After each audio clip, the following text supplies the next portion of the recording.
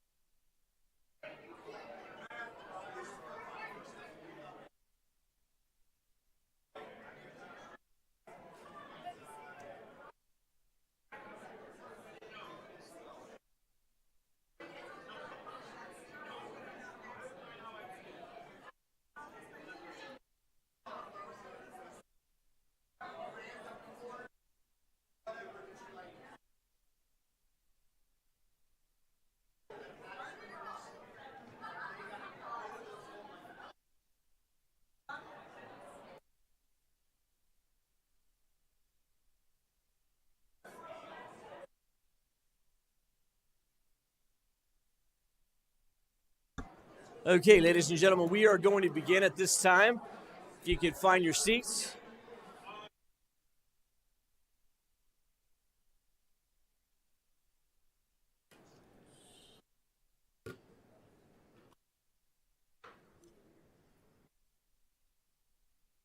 Okay, good morning and welcome, colleagues and friends, to our March 28th ASA meeting. I'd also like to welcome our colleagues who are on YouTube as this is live streamed. It's a pleasure to be here this morning with all of you. As usual, when you look at the agenda, ASA under the direction of Dr. Paul Ty has a very meaningful agenda built for us this morning with several key speakers in the educational community that are going to give us a great number of updates all in one morning, which is a good thing for us. My name is Brian Capistran. I am the proud principal, no, that was a while ago, superintendent of the Glen Union High School District for a few more months. So we are going to get going as we normally do with a word from our sponsor. If you could join me in welcoming from Cognia, Dr. Krista Anderson.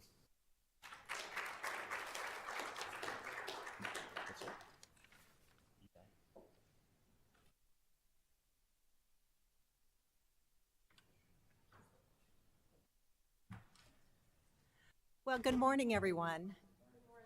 I'm so glad to be here today and to see so many faces that I recognize and to see that we're really moving forward in education across Arizona.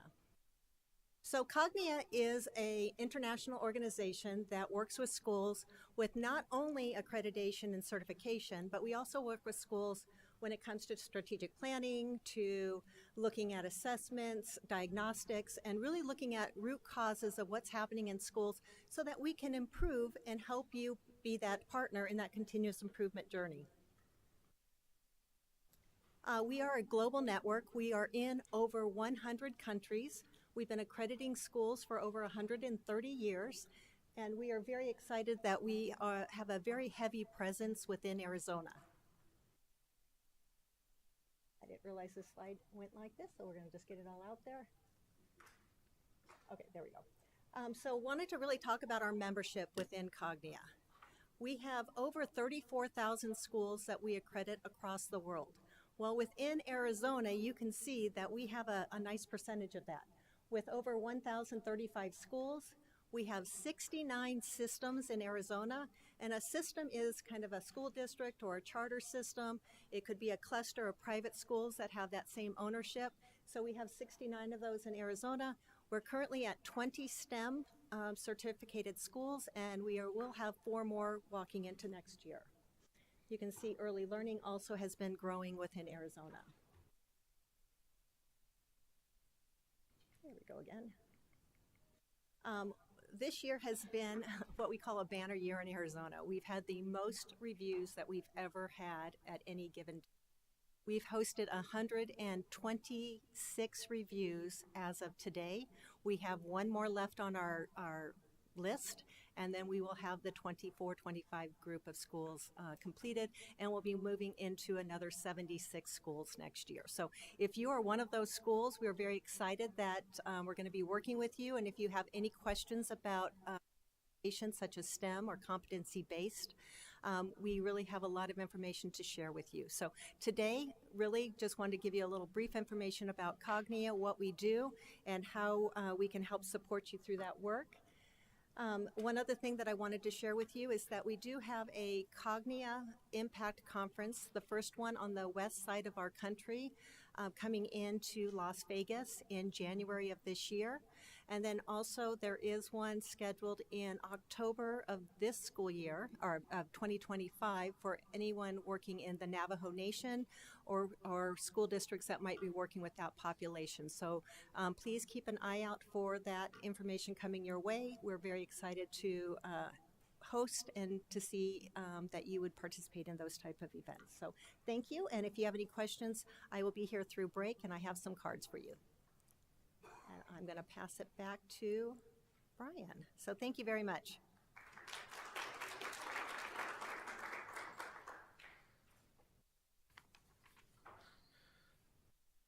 So, Dr. Anderson, thank you again.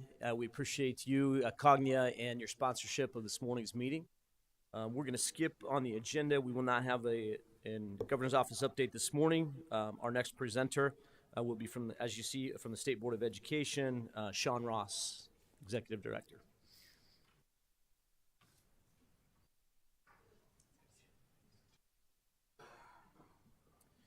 Hi, everybody. So thanks for having us. Just have a quick update today. So just a quick review of the March meeting. We are super excited. We have 2 new board members, both public at large members, very familiar to this group. Dr. Lupita Hightower, recently retired Superintendent of Tulsa L, and Dr. Kathy Webke, recently retired Executive Director of the Arizona K-12. Yeah, So we're very excited to have both of them on the board. They are both public at large members. Dr. Webke is in place of member Clark, who exited the board, and then Dr. Hightower is filling the vacancy from Anna Tovar. So 2 new board members, that's very exciting. It's the first time the board has been fully staffed in quite a while. At the March meeting, we had a presentation from the Cochise County Sheriff on their school safety system, which is really actually pretty interesting. It's a mix, it's a collaborative between their sheriff's office, their county soup, and their school districts, and it's been really successful for them. The A-F business rules for 24-25 were approved, so that document is out. As always, big shout out to Sean Smith, the Chief Accountability Officer from the department, because in that document he puts all the formulas so that you all, as you get your A-F data over the next few months, can start calculating letter grades. I do want to add one quick addendum to that. So as you know, there is statute that requires any school that earns 3 Ds in a row, that 3rd D becomes an F. It's literally called 3 Ds to an F. That statute, that law had been paused during COVID. And so the letter grade release this October for 24-25 is the first year of 3 years of post-COVID data. So it's the first year where 3 Ds to an F will be in effect. Just so you know, we are meeting with department staff, with Sean and with Michelle Udall and with the charter board as well. We've identified all of the schools that are potentially at risk, and we will be doing outreach to them through our agencies to talk to them, to kind of, give them a heads up on the process and what's coming. It's been a while since this has been in place, so just a very quick reminder, the department actually makes the determination if the change from a D to an F is appropriate. They then notify the board. However, a school who does have a D change to an F can appeal that during the typical appeals process for A through F. So there's some mechanisms in place. We'll be releasing guidance on it because it's been a few years since it's been implemented. We'll be releasing guidance on it in the near future, but it came up in the Monday board meeting, so I just wanted to give a little extra detail about it. And then March is always the ESA handbook meeting. It's always lively. And the board did not choose to vote the handbook through in March, so it will return in. Just a quick preview of April. The ESA handbook vote will come back, and then the ADE, the Perkins 5 state grant, or federal grant, excuse me, for CTE, that will be up for a vote in April as well. The board releases an annual educator discipline report, usually in January or February. There was a bit of a delay in some data, so that's coming. And then in May, our receiver will be presenting on the 2 districts that are currently in receivership, Antelope Union High School and Isaac School District. So that's coming in May. And then we're really excited about this, and we're really thankful to Paul. Because of Isaac and because of the kind of crisis surrounding it and the exigent nature of it, and Isaac's receivership process, we really thought there needs to be something. We need to do something. We need to put something into place to try to help. Just as a quick reminder, it's really rare for a district to go into receivership. It only happens once about every 4 years or 5 years. I talked to my predecessors who've been executive director or deputy director, and they're like, wow, you've had 2 in your first 3 years. Like, that's insane. And so it's really a rare occurrence. And typically receivership goes the way it went with Antelope, which is in statute, the county superintendent notices the district's over budget. They notify ADE. They work with the district. They realize that those over expenditures can't be resolved within that year, so then they notify the board. And there's about a 3 to 4 month process between that notification and the actual hearing at the board for receivership, where we're meeting with all the parties involved, the Auditor General, County Treasurer, the legislators in that area, the school district, really the school board. It's a really involved process that culminates in that hearing. Usually the hearing is the climax of the process. With Isaac, the hearing was chapter 1. We were notified December 31st. The hearing happened January 14th. So you can see it was a pretty truncated process, necessitated by the sort of crisis happening there.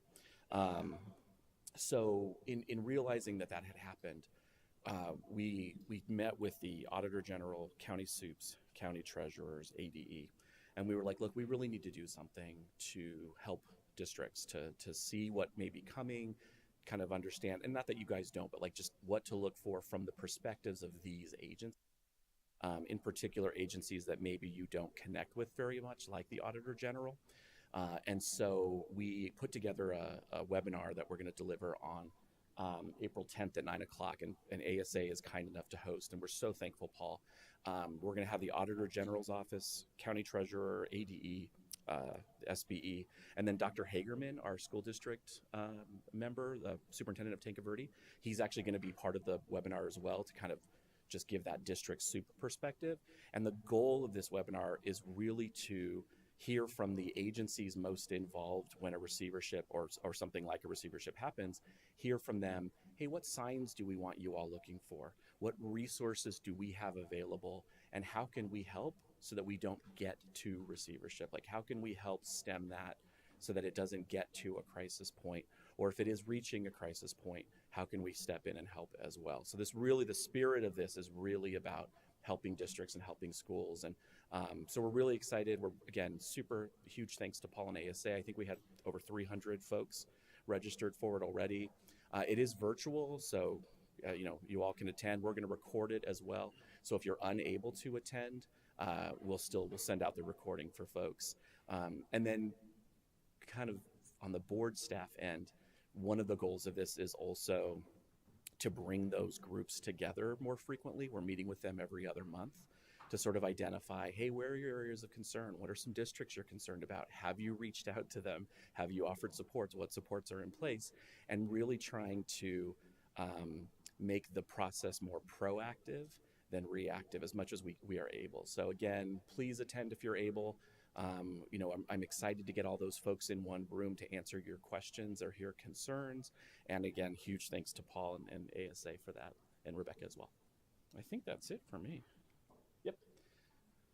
All right. Thanks, everybody. Thank you. Thank you again, Sean, for the update. At this time, we'll hear an update from the Arizona Department of Education, and please join me in welcoming Linda Burrows, Deputy Associate Superintendent.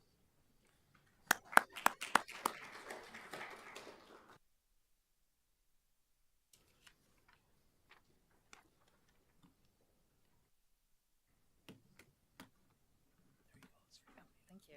Thank you so much for having me. My name is Linda Burrows, and I'm the Deputy Associate Superintendent over Academic Standards. So my team covers all the standards from birth through grade 12 for all of our content areas.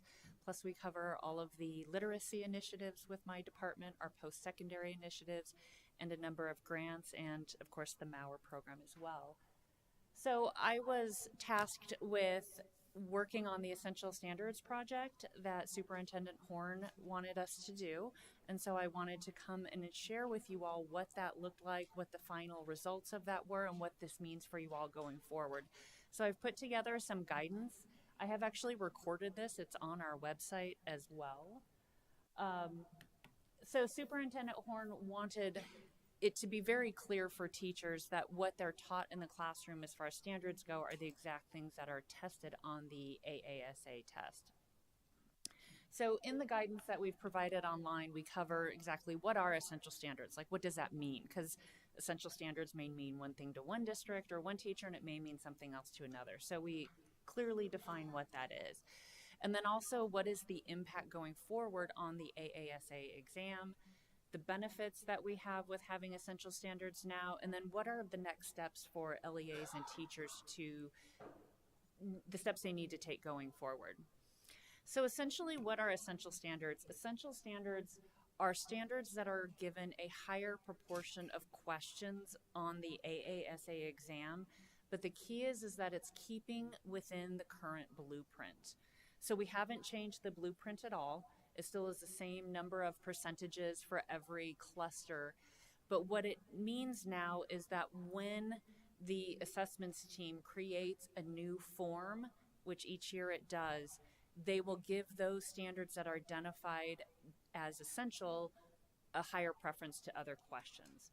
And we pulled in stakeholders to determine what would be essential. We had teachers from all over the state of Arizona. We had higher ed people come. We had representatives from charter schools and public districts. We met over the course of we started in November of last year, and we finished up in January. We put it out for public comment as well before we came up with our final version of what essential standards are. So all standards are taught on the AASA exam. That being said, some standards will just have a higher number of questions than others, and again, it's keeping within that current blueprint. So here is the current blueprint that's been adopted by the State Board of Education. This is an example of the ELA standards, or the ELA blueprint. You can find the exact same thing on the assessments webpage. Under AASA, we have a blueprint also for math. But you can see we have clusters for reading, for literature is between 26 to 35%. Reading standards for informational text is again between 26 to 35%. Now, in each of those large overarching categories are smaller clusters like key concepts and ideas and those sorts of things. And so within those clusters, we have identified standards.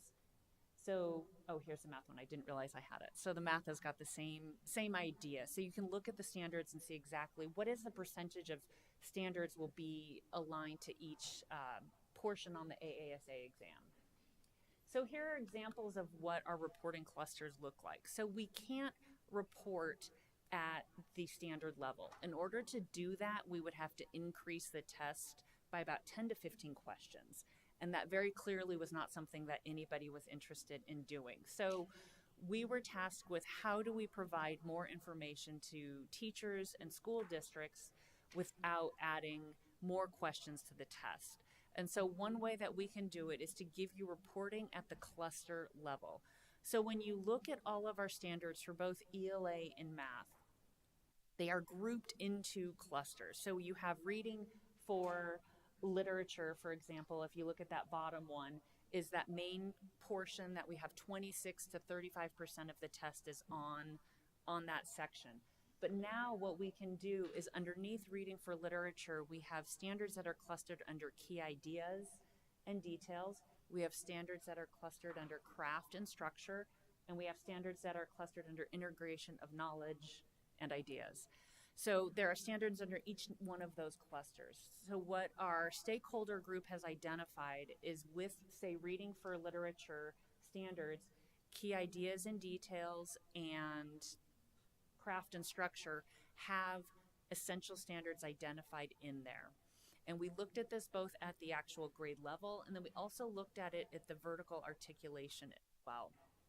So when Bethany Spangenberg, who's the DAS of assessments, when they start to create the form, as they're refreshing the form each year and they're looking on bringing in new questions, if there are questions that they can bring in that tie underneath those green highlighted clusters, they will do that, again, as long as it stays within that original blueprint percentage of that 26 to 35% standard. So these are just some examples. ELA, it's a little bit easier because the standards are a little more consistent over grades 3 through 8. But for math, they're obviously a little bit different. But again, all of this is on our website. So you can click on the Academic Standards website. There is a big banner right at the top that says Essential Standards. You can take that out there. It has guidance. It has FAQs out there. It has the video of this presentation out there. It also has all of the standards that you can print off as a PDF as well that notes where all of the standards are, and these tables which shows you what clusters will be reportable. So again, all the standards are on the AASA exam. There is no standard that shouldn't be taught in a classroom. That being said, these essential standards will have a higher number of questions on them. If you are creating your scope and sequence, as we talk, or this is the impact. So the impact that you will see on the AASA will be pretty minimal because, again, we're keeping within that current blueprint that's been adopted by the State Board of Ed. It's just where we can add questions as we're letting go of some questions and bringing in some questions. Where we can add those questions on the AASA exam within the blueprint, we will. The number of questions on the AASA exam is not changing, nor is the length or anything like that with the impact of the AASA. Oh, it's not going forward now.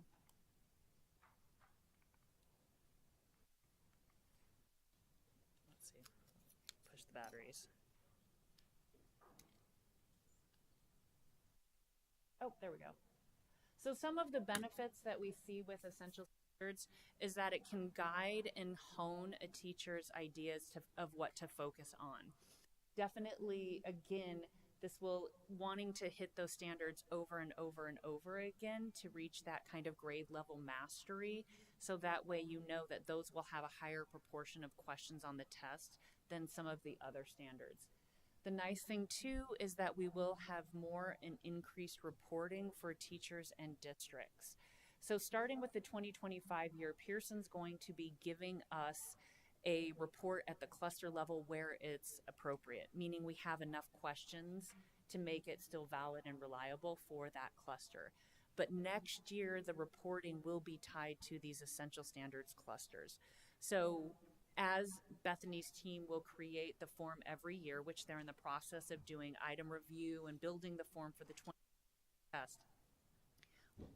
In about August, September, when they release that guidance, they will also be releasing for certain which clusters will be reportable on that 2026 test.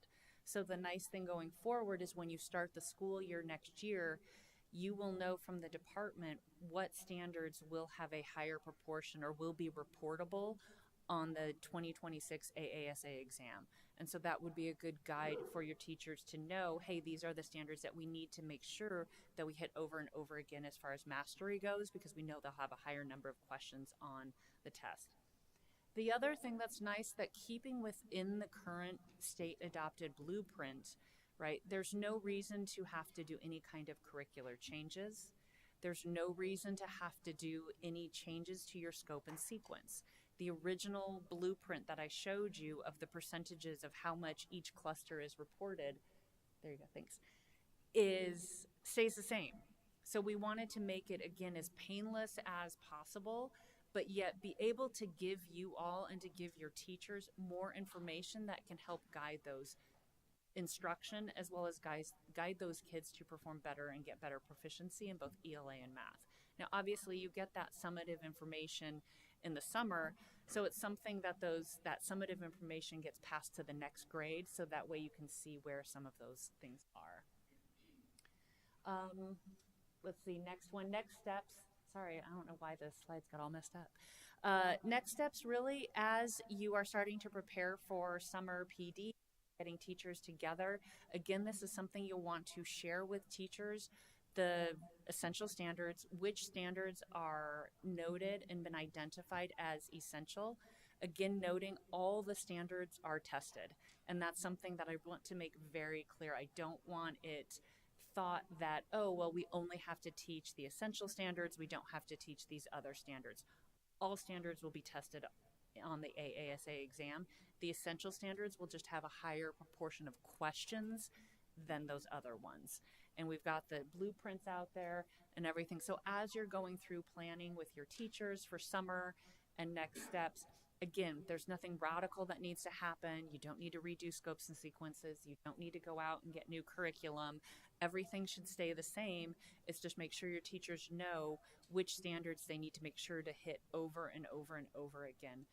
There's a great quote from Sam Weinberg, who does, I was a history teacher for over 20 years, so anything with history I'm totally nerding out on. But he does this great activity with the Stanford History Education Group. And he has this quote about standards that this, in the way all of our content standards are set up in this way, is that with each pass, your kids get a deeper and deeper understanding of those standards. And that's really how all of our standards are written now. They're not the one and done objectives where you do this, you check it off and you're done. These are standards that should be addressed at the beginning of the year, the middle of the year, the end of the year. And we've now identified these essential standards to really highlight that idea that in order for your kids to achieve mastery and to achieve that proficiency, we want to see the standards done in different ways and multiple times over the course of the year. So with that, I think that's the last of my presentation. Oh, is it? Let's see. Questions that you have on essential standards? Yes. You may not know yet. Yes. As you think about the ability to translate this into growth for accountability, what are the strategies the department's going to use to find the growth measures? That's a really good question. That would be Sean Smith question. Yes, he would be the expert for that. Because we're going to have to read. Well, because we're staying within the current blueprint, it's not necessarily needing to do it at this point in time. I think as we see growth and proficiency, that's something that we can take it to the board and see if we need to redo the test. Redo the alignment. But then again, if the RFP for the exam comes due in 2 years, and so at that point in time, depending upon the contract and who wins that award, that will all be changing at that point in time. Can I just back us up a second? What was the impetus for the change at all? Superintendent Horn wanted to make sure that teachers knew what standards would be tested and assessed on the AASA exam. So he wanted us to make sure that it was very clear what would be assessed. So students teach, so teachers teach what is then tested on the test. Any other questions? Yes. So on your website where it says on the essential standards, when I click on that, it seems to be the link to your video is broken. Oh, I'll check that and make sure. Thank you. We were having some issues with it the other day. It was working and then it wasn't, and I thought it was working. So I will definitely check that when I get back. Any other questions about essential standards? I also wanted to bring some information. Again, we had a couple other initiatives. So ConMigo is one that I know there's a lot of talk out there. And so just to kind of clearly set the table as far as where things are with the Department of Ed and ConMigo. So right now, the department originally spent $1.5 million to award over 100,000 slots to Con. Those have all been used, so we don't have any free slots left. We do have slots available for schools that are D and F. So if you have a school that is a D or F school, you can contact Natasha Camp and our school improvement team, and they're working with those schools to get them signed up for Conmigo. It has an AI tutoring portion to it, which is kind of nice that students can access it. There are a couple of caveats. One, the school has to have 250 students minimum. And so I know that that is a barrier, and that's something that we are actively working with Con to try and see if there are ways that we can work around that for some of our smaller schools to make that. But at this point in time, those are the requirements and the restrictions that Con has placed on us, as well as just encouraging it as an option for that. Another thing I wanted to bring up was Navi, which is the Pearson formative assessment that is free for this year to use. It is again aligned directly with the ASA. It is a formative assessment. It is free this year.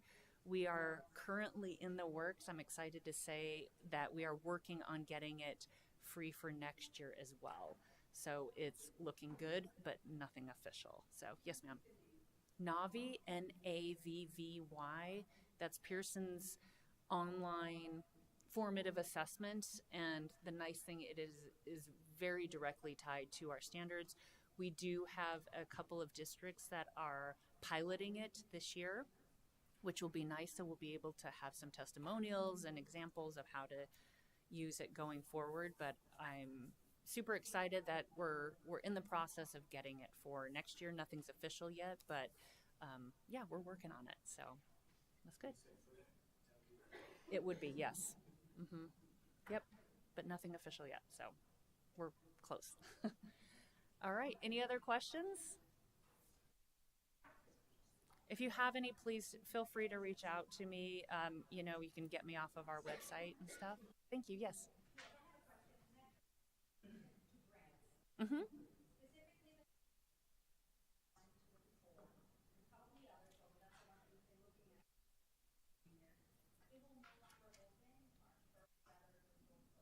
Correct.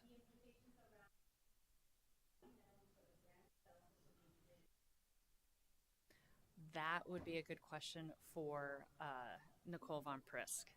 So she's our grants management DAS, and she would deal with all of that kind of all of those concerns that you would have with that. Good question. Any others?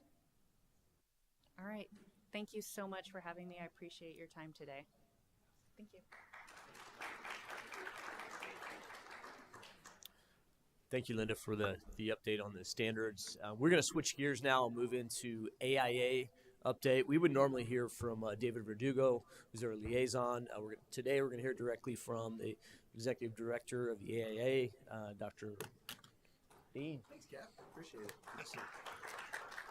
Hey, hope you guys are having a great day. I am a shorter, less haired, more round version of David Verdugo, and I keep my personal goal is to get an NIL deal with Bosa Donuts, and so every day I do my part to keep Bosa in business and to try to get that NIL deal. So you'll have to forgive me for a second. I have a little anxiety from seeing a geometry standard listed. Right?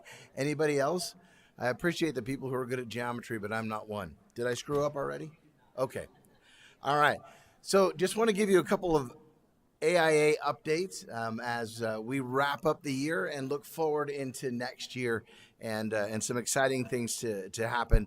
The first thing I want to let you know of is just want to reiterate how thankful we are for the partnership with ASA. Paul and I worked together in Dysart years ago. We've known each other for a long time. And, our two organizations' missions, although they serve different groups of folks, are very much aligned. And so thank you for the continued partnership, and we look forward to that growing over the course of years.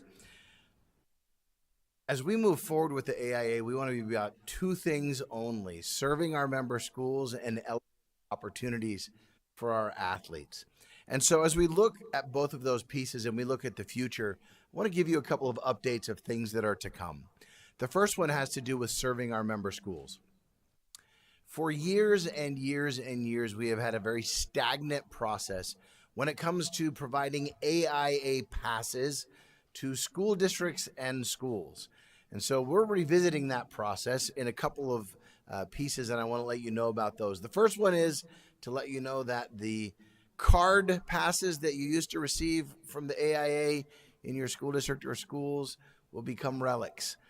Starting next year, we are moving into, we think this whole technology thing is going to take hold, and so we're going to embrace it. And we are going to start next year with digital passes across the state. We've been piloting that this year in both small and large districts, rural and suburban and urban districts, metro districts, and we've had great success with that. So we look forward to rolling that out next year. But more importantly, to those of you in the room who are superintendents and deal with the struggle that I used to deal with when I was a superintendent, every year we would get the number of AIA passes that we would get, and as a superintendent, I would subtract 5 right off the top of the list for school board members, right? Which are very important to give. However, what we have found and what I found in my superintendent experience, and we continue to find in working with districts, is that those become great collectors of dust, right? Once upon a time, Valley Vista High School, which was in my district as superintendent, was in the midst of winning 3 girls basketball state championships in a row. And the third one, we invited, as we always did, the governing board to please come out, to the championship game. Here's when it is. We'll be happy to, help buy you popcorn, whatever the case may be. And one of my governing board members said to me, I didn't even know we had girls basketball at Valley Vista. I said, great, can I have your AIA pass back, please? Right? So we want to solve that, and we want to solve that for school districts and for schools. And so starting next year, in addition to the allocation that you receive from us for AIA passes at the district level, you'll also receive the equal number of the governing board members that you have as well. So we'll just increase that and make life easier for everybody and not have to have you deal with that. The other thing that we are working on as it relates to serving our member schools is we are creating very specific resources for your athletic directors to make their life in working with us as easy as possible. And so we've been working with their input and actually some input from parents across the state in the last year and a half. And we're getting ready to release a couple of resources to them, which we believe will save them time in their dealing with us. We want to make our dealings efficient and let them focus on the work that they have with you as well. By the way, if you happen to be in a school district that doesn't have athletics because it's K-8 and you want to get an AIA pass, give me a call. I know some people we might be able to help with. So, all right, just finishing up quickly. Want to let you know that next year we're going to embark upon what we're calling Blitz 284. It's a football term, and the 284 stands for the number of schools in our association that represent approximately 325,000 students across our state. We will be sending out 6 members of our team in the months of August and September throughout the state of Arizona to make sure that we visit and talk with every single school in our membership. It's been a while since we've made sure that we've visibly touched every school. We need to make sure that we do that. It's important for us to be accessible. It's important for us to be visible. And so your schools are going to make sure to see someone from our staff in August and September of next year and throughout next year as well. One of my personal goals will be to visit every school in the state as well. So excited about that piece. As we finish up, I want to let you know 2 things. Number one, let's talk a little bit about the world of NIL. I joke about an NIL deal with Bosa Donuts. I guess the same could be said for Hair Club for Men. Don't know if that works, but I'm willing to give it a shot. The world of NIL, this year we made some adjustments to our bylaw as it relates to NIL. Clarified for our athletes, for parents, for athletic directors, anybody in schools, what NIL is about, what's allowed, and how to stay within our rules. And I'm happy to tell you today, knock on wood, that we have had great luck in terms of keeping our NIL aspects within a nice box. So we learned some lessons from the NCAA. We talked to lots of people in the NCAA about the concerns that they had and mistakes that they would foresee moving forward.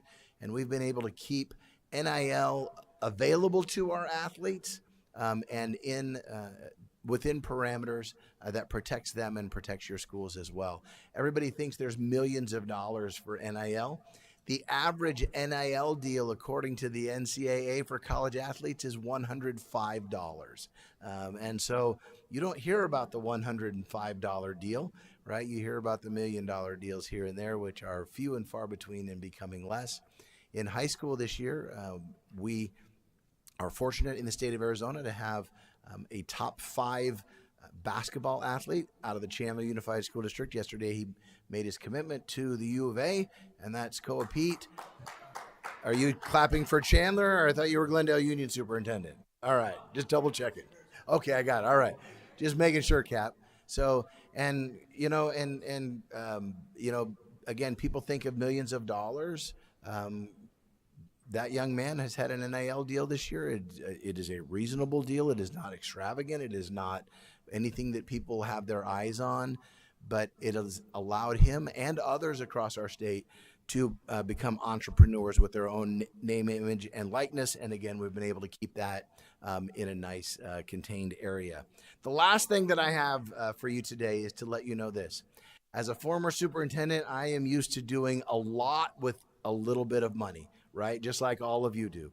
And so we want you to know that we want to be incredibly good stewards of the money that we have that comes to the AIA. We continue to work to grow our sponsorships outside to keep your costs at bay. And so once again, for about the 12th year in a row, there will be no increase to membership with the AIA. There will be no increase to fees with the AIA, and we will continue to commit to keeping those costs as low as possible. I know what you're going through with your budgets. I know what you're going through with student enrollment, and we want to make sure that we are being good stewards of anything that we provide. So we continue to seek funding from sponsors and from outside sources to keep those pieces at bay. And we will continue to do that. And one last goal that I want to share with you is that we are also working very hard within our budget to get to the point where at the end of next year, we start to be able to give back to our schools a portion of the dues that you provide every year. And so we look forward to a year from now coming back to you and saying, we did it. Each one of you will get $3 back to your budget next year. But that is one of the goals that we have as well. And there are a couple of other states in the National Federation that have been successful with that. And we've been talking with them about how they've gotten to that point. We look forward to doing that with you as well. Again, we want to do great things with the little amount of money that we have and not tax you with anything further. With that, I'm happy to take any questions at any time. I'll be in the back eating Bosa donuts. Have a great day.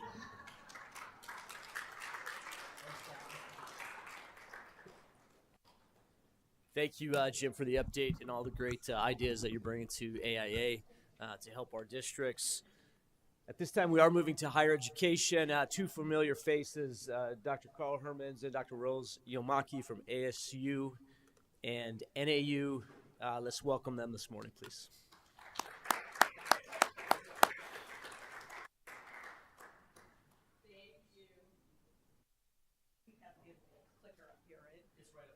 Okay, very good. Thank you. Well, good morning, and thank you for the time. I'm Rose Yelamaki. I'm the Dell and Jill Lewis Endowed Chair in Educational Leadership at NAU and the Higher Ed Division President for ASA.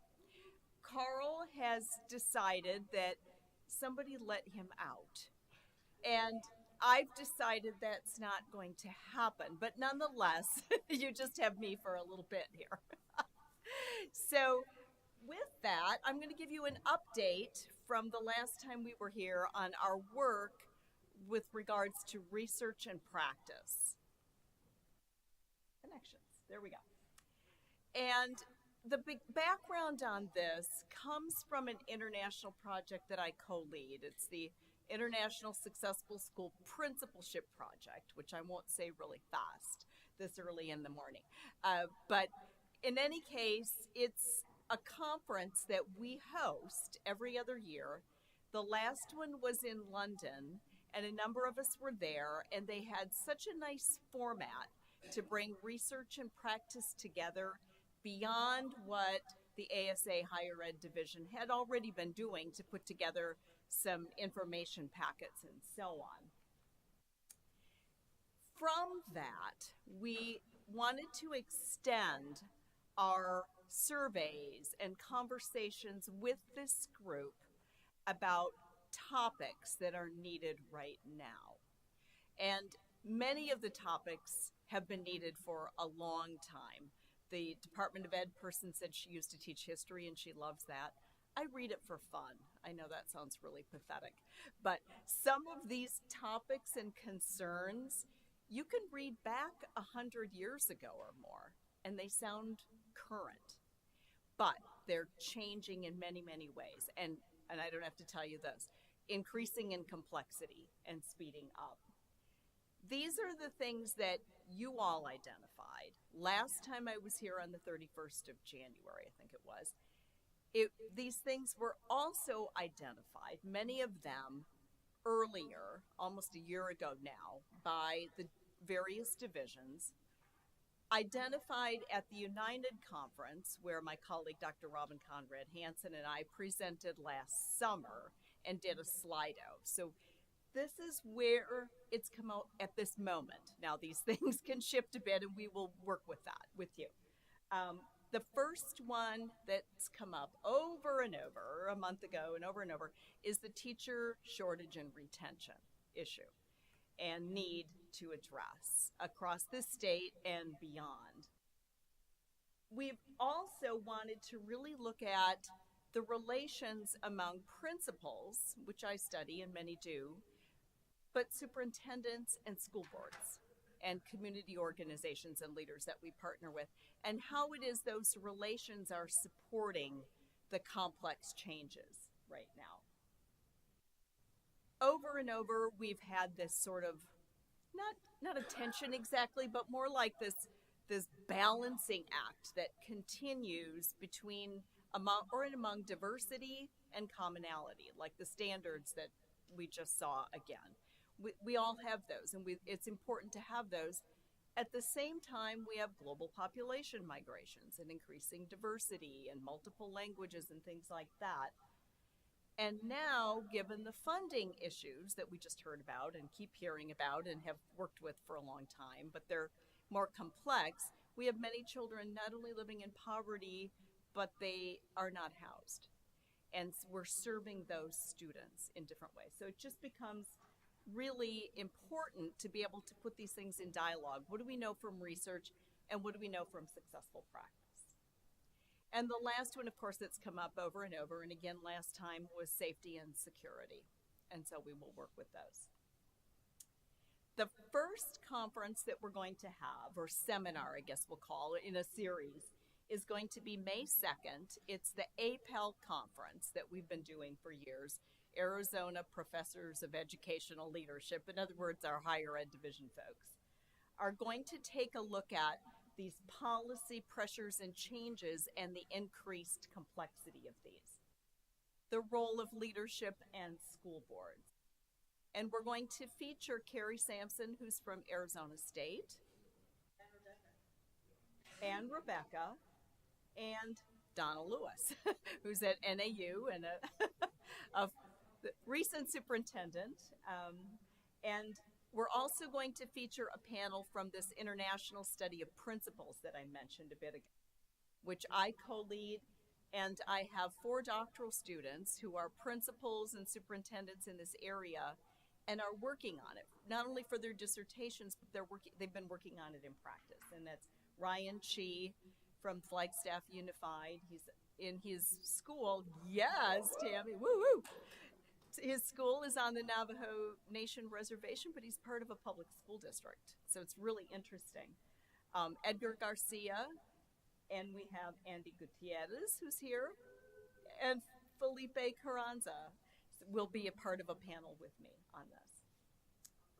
Then we kept hearing again, and all, in a more intense way, I think, around teacher retention as a huge issue, teacher shortage, teacher retention.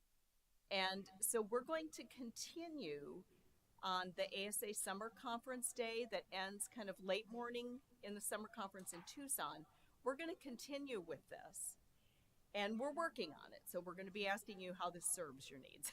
We'll go from there. But the second one, we'll have Richard Ingersoll from UPenn, who is the national and really international expert on research in this topic. I will also share some work that's coming out of that international study with Kenneth Leithwood, who's been doing this leadership study for a long time, and others who do really interesting statistical work, and I do the qualitative stuff, and we put it together in the examples, but he has helped us to see that the principle is what he calls the primary antecedent. In other words, it's the main factor, which we've kind of known, to support teacher retention. And this has layers around culture, of course, trust, relationships, these things we've talked about for a long time, but also support and practices from superintendents. So we're going to bring in superintendents from Arizona who've had successes, and they'll share those with teacher retention. We're going to have the Scottsdale Unified Superintendent, Scott Menzel, and we're going to have Kevin Stolzfus from Flowing Wells, which is a decades-long systems approach and successes with teacher retention that he will share, and Angel Canto, who is south of that, more on the border in Nogales, and she's going to talk about what they've been doing.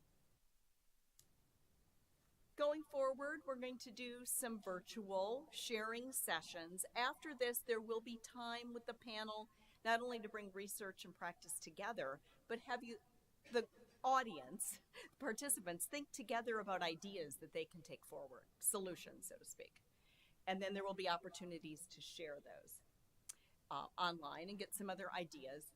And then we'll go to these other topics that we're concerned about, and ongoing topics that we've mentioned, things like funding and so on. We'll see what comes up at the top of that. And also perhaps some underpinning of that around public education as it is needed, now and as we think about it. So that's our moving forward. We will also get these handouts finished that Carl and I have been promising, and we're going to do them. We're going to get them. So you have a little handout and a little packet and generate some reports, but also just some support and networking and dialogue that ASA is so good at. And that's it. And then it goes to the next. There are no other questions. I think I'm out of my time. Thank you.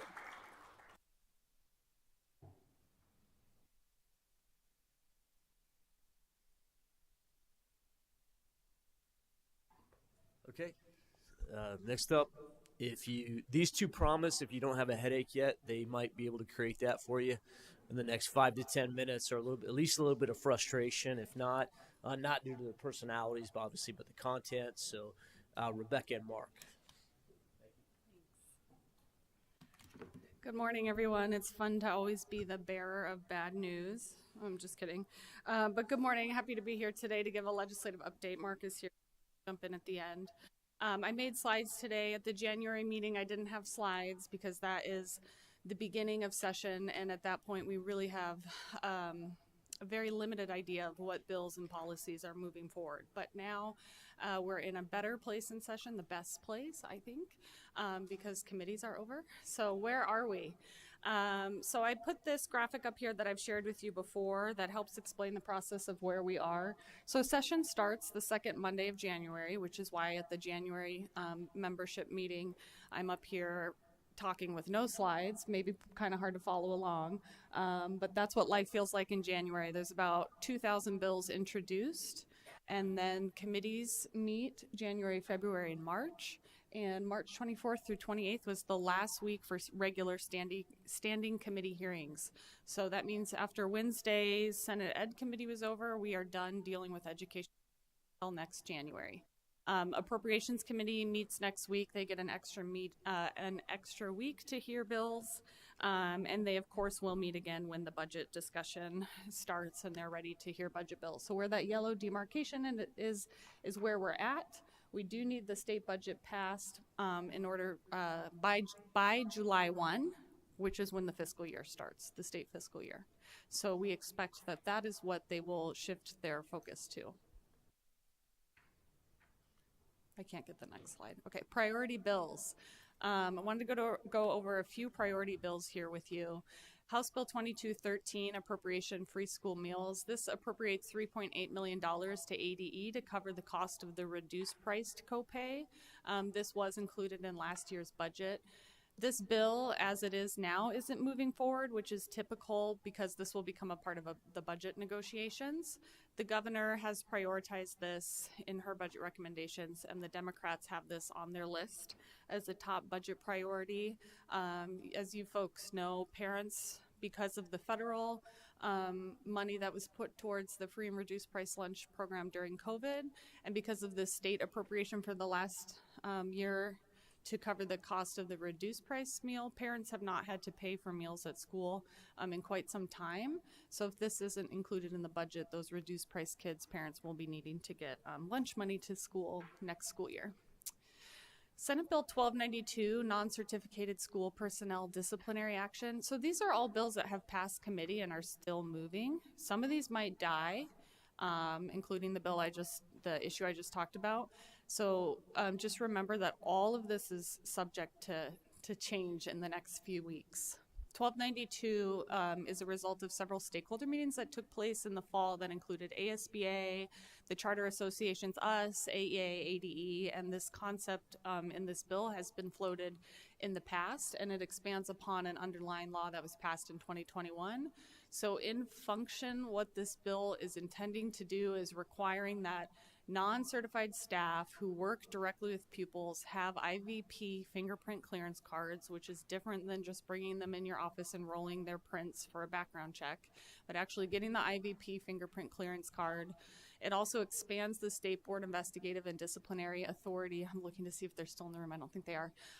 Over those staff. It also appropriates $1.2 million to the State Board for additional investigators, a paralegal. The Attorney General's office estimates that I think they'd need a 0.5 or 0.75 FTE for this. This bill isn't moving, but this concept is, and we do expect that it will get passed in the budget. The way it's written is that it only goes into effect if the State Board of Education gets the appropriation. If they don't, that could create a backlog. So stay tuned for more on this from us, as well as from your attorneys and either ASBA or the trust, who will end up making the model policy on this for your district. House Bill 2484, wanted to highlight this for folks in here because I do expect that this will go to the governor's office and get signed. It's essentially a cell phone ban. It requires district and charter governing boards to prescribe and enforce policies and procedures governing student access to the internet, restricting access to social media platforms, except for educational purposes for the teacher. The policies must limit the use of cell phones during the day, but allow their use for educational purposes, for medical conditions, or during an emergency. The policies also must include procedures for how students and parents can contact each other during the day, which every time I read that, I think that's so wild, because I went to school in the 90s and I got on a bus and didn't talk to my parents all day and grew up in Minnesota. Sorry, I'm gonna just tell my personal story here. And some of you have worked there, right? And we had a blanket ban at our school. Like, if you forgot your snow pants and boots, that was too bad. You were not allowed to use the teacher's phone to call your parents to beg them to bring them to school so you could go play at recess. And now we're putting in law that we have to have a policy to make sure students can get a hold of their parent, which I think is wild. But the reason why this bill is so convoluted is because we chose at ASA to support this bill because it's not as prescriptive, but it started getting a little more prescriptive because people start coming out of the woodwork saying, you know, what if my kid uses their phone for a medical condition? What if I need to go get a hold of them? So the bill is still not prescriptive. It's still flexible, but it is wonky with weird language in there. It does say that if a district or a charter has a policy that meets these requirements in the bill, then you aren't required to adopt a new policy. That actually came from Senator Karen Warner, who's a school board member in Scottsdale Unified. So we do appreciate that amendment to the bill. 1707, public high schools, AEDs requirements. This has been a long journey to get to this bill. A House version of this bill with a lot more requirements died on the floor because of ASA's opposition. So the way this bill is written, and it is being heard in Appropriations Committee next week, it requires high schools to provide an AED at each campus and at each school-sponsored athletic event that takes place on a campus. It does specify that the AEDs must be unlocked and in a location that's accessible during the day and during the school-sponsored event, and that it must be in good working order and tested according to the manufacturer's guidelines. A lot of districts, I talked to our whole legislative committee, a lot of districts are already going to be in compliance with the AED requirement. A lot of you have these all over your high school campuses, at least more than one, if not several. And the original language was much worse. It required essentially portable IEDs that you would have to take to an off-site athletic event. So we made sure to change the definition that an athletic event only is something that's taking place on your campus, an athletic event that falls in the statute. And the original language also required the AED be placed on a victim within 3 minutes, and sorry, I'm trying to read from the back wall, and that every single coach is trained in AED use and CPR. So the original bill was much more egregious, and so we appreciate the AIA's help in determining what schools are already doing, what AIA policy is, and how we can make this better. It does have a $500,000 appropriation on it and prioritizes schools with more than 50% free or reduced price lunch. The House version of this bill was amended to say that districts with a cash balance of more than $2 million could not access any reimbursement funds from the state. I don't know if that amendment will be added to 1707, but ASA opposed that amendment and said that it was an inappropriate precedent to set for mandate bills to specify that only districts without a cash balance could access the funds. So just on that note, the legislature is talking about cash balances quite a bit. Representative Gruss's accountability bills, he has quite a few. I chose to highlight these two because these are the ones we've been actively engaging in.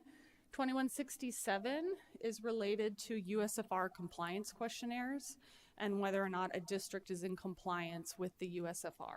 So it says essentially that if a district does not correct a USFR deficiency within 18 months, then the district superintendent and business staff must complete training and interventions to help them achieve compliance, and it also requires a civil penalty be imposed against the district in an amount equal to 1% of the budget. It also says that a district may not go out for a bond or override election if they are out of compliance for 90 days. So underlying statute says that if you're out of compliance for 90 days, out of compliance with a 90-day letter on your USFR, then the state board can withhold up to 10% of your state aid. Typically, they withhold 3%. They do this. There were a few in front of the state board a couple months ago where they withheld 3% of aid for non-compliance. So this is kind of just adding a second thing in there saying that if you're 18 months out of compliance, then they're going to levy the civil penalty. ASA is seeking an amendment on this bill that would remove this provision related to bonds and overrides. We don't think it's appropriate for the legislature to come after a critical funding source for schools, kind of regardless of this USFR stuff. We have not been successful in getting that piece amended out. This moved through the House party line and went through Senate Ed Committee party line. And if the sponsor won't take that bond and override amendment piece out, we will be requesting a veto. 2169 is related to school boards, where they can meet, what they have to get to the public. So essentially, the bill prohibits district governing boards from holding meetings outside of school district boundaries. It also includes requirements on broadcasting the meetings and providing the public with all supplemental materials that governing board members may receive, including anything that's passed out to them by the public at the meeting. It also requires board approval for out-of-state travel at least 1 month in advance with specific information required, like lodging information and staff name and titles. Our legislative committee has gone over the pieces of this bill quite a bit, and so Mark and I are still seeking an amendment to the travel piece to make it just a couple specific things to make it a little bit more palatable. Districts are largely complying with this already without a state law requiring it. The supplemental material piece we're also trying to remove and have continually told the legislature that they don't provide the public with all the supplemental material they use in legislative hearings. The bill also requires any material that's used to brief a governing board member be given to the public and made publicly available, and I've pointed out to the legislators that they don't their briefing material that their staff uses. Other bills that ASA is opposing, 1508 bullying definition. This is being run by Senator Bollock, and it was offered as a strike everything amendment in Senate committee with no input from schools. And she has so far not taken me up on my request to meet with her. It establishes a statewide definition or statewide definitions for bullying, intimidation, and harassment, and the language is largely taken from the criminal code. So currently statute already requires you guys to adopt policies and definitions for bullying and intimidation and harassment. So districts are operating either under the trust policy or the ASBA policy. So this idea that there's not a statewide understanding of what this means isn't really true. So because of this, and because of the fact that we are already required to adopt and enforce these policies, and because this is trying to apply the criminal code to a school setting, so it talks about things like wire fraud and racketeering, ASA is opposed to this bill. We testified opposed in committee, and it's moving on a party line vote. We will be seeking a veto on this bill. This would be a good one if you find yourself in conversation with the legislator to talk about this, but the Democratic caucus totally understands our position on this. House Bill 2663, classroom management temporary removal. This says that if a teacher removes a student from a classroom for conduct, the principal can only redirect the student return to the classroom if the principal provides in writing authorization for returning to the classroom and a description of the disciplinary action that was taken in response to the incident. So this is not the same statute regarding when a teacher refuses readmittance to their classroom from a pupil. This creates a whole different statute just about everyday behavior issues and sending kids out of the classroom. This is a Superintendent Horn priority bill.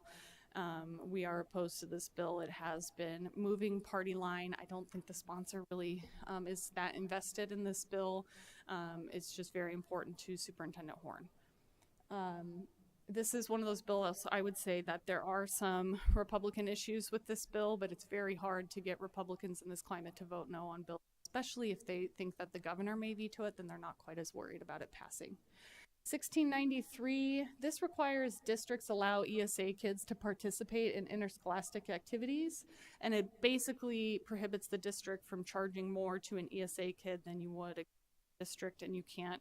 What the sponsor says is that there are districts that do this that are overcharging, so he has language in there to prevent that. We are opposed to this. Mark has testified against this, as well as the AIA lobbyists, which we really appreciate the collaboration with AIA.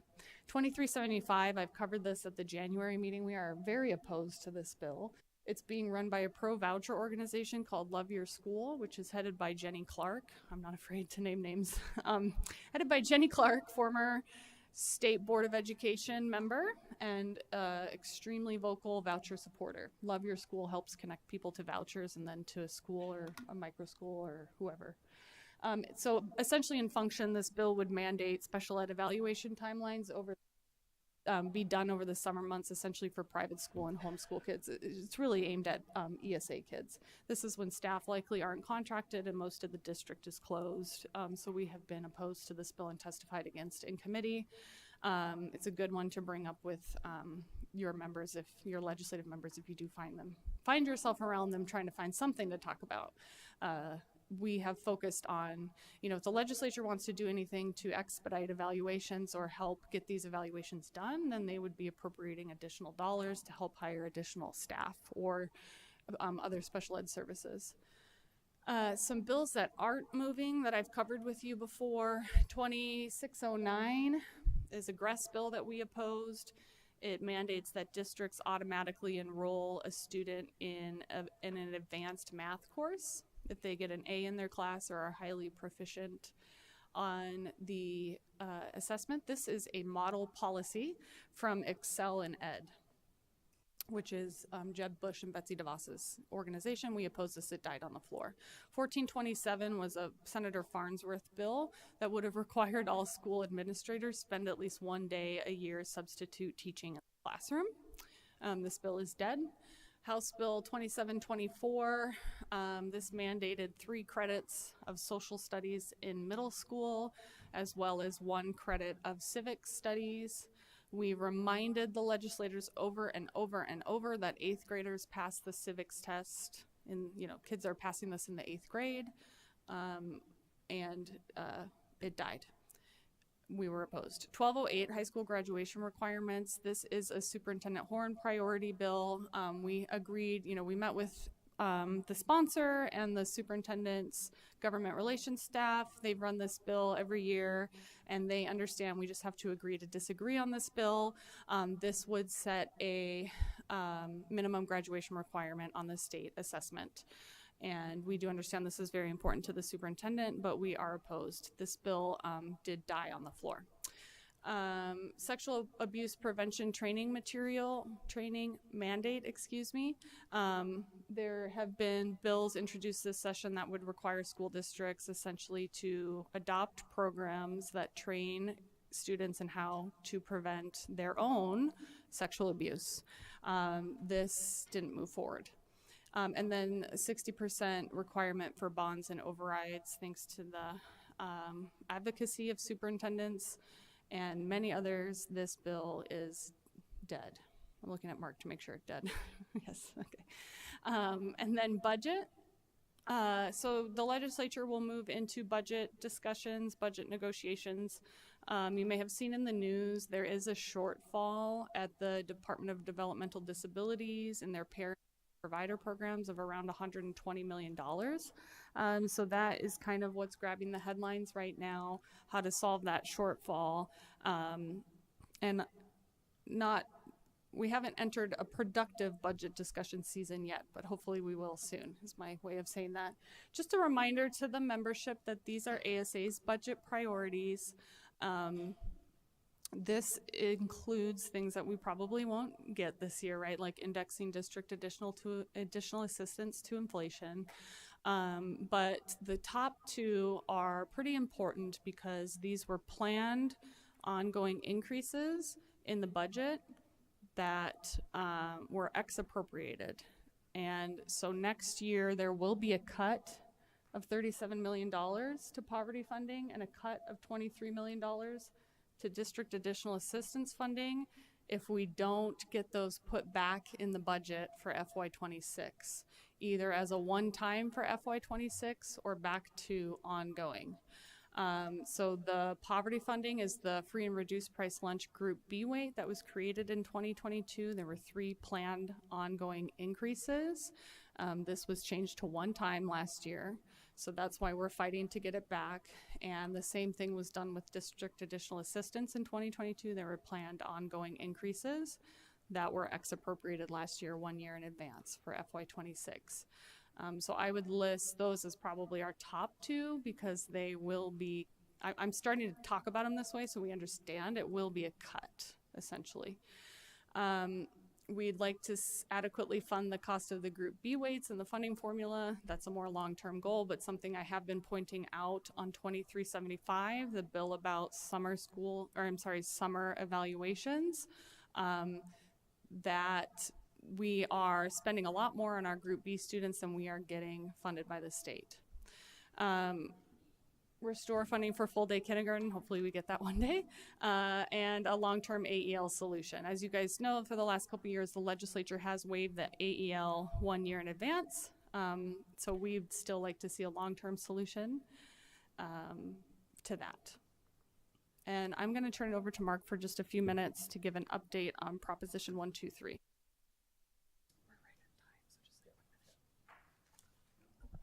Hi, group. Nice to see everyone today. Very fast update on Prop 123.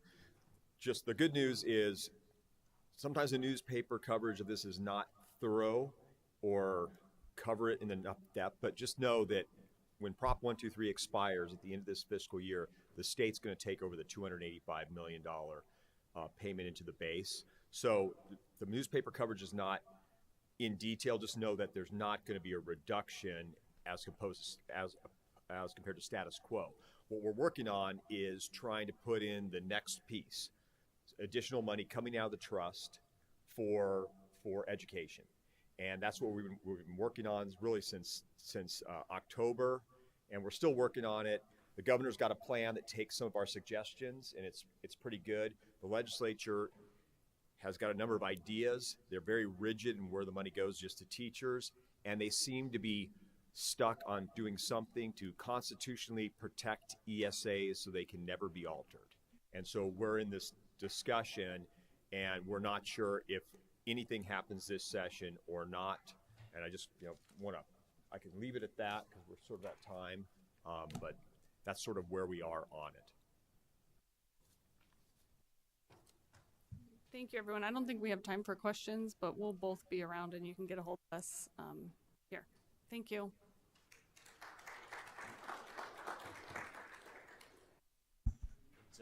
As always, thank you, Rebecca and Mark. Really appreciate the updates and keeping us a part of the process. We are right on time for our division meetings. Actually, they're supposed to start like 30 seconds ago. So thank you for your attention. Thank you again to all of our presenters this morning. We appreciate your time and the information. So let's move now into our division meetings, please.